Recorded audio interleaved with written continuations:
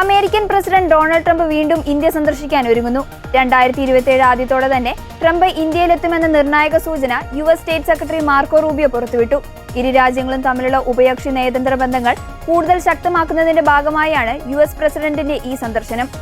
President Donald ട്രംപും Indian പ്രധാനമന്ത്രി നരേന്ദ്രമോദിയും തമ്മിലുള്ള വ്യക്തിപരമായ സൗഹൃദം ഇന്ത്യ-US സഖ്യത്തെ പുതിയ ഉയരങ്ങളിലേക്ക് എത്തിച്ചതായും മാർക്കോ റൂബിയോ കൂട്ടിച്ചേർത്തു.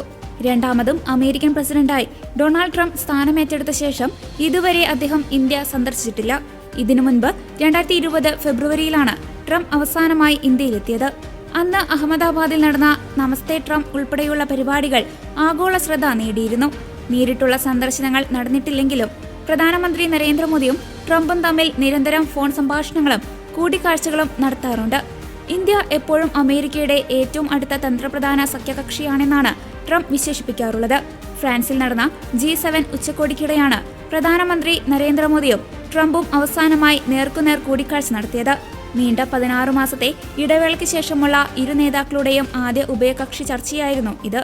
പശ്ചിമേഷ്യൻ മേഖലയിലെ ഇപ്പോഴത്തെ കടുത്ത സംഘർഷങ്ങളെക്കുറിച്ചും തന്ത്രപ്രധാനമായ ഹോർമുസ് കടലിടുക്കിലെ കപ്പൽ ഗതാഗത സുരക്ഷയെക്കുറിച്ചുമെല്ലാം ഉച്ചകോടിയിൽ ഇരു നേതാക്കളും ദീർഘമായി സംസാരിച്ചിരുന്നു.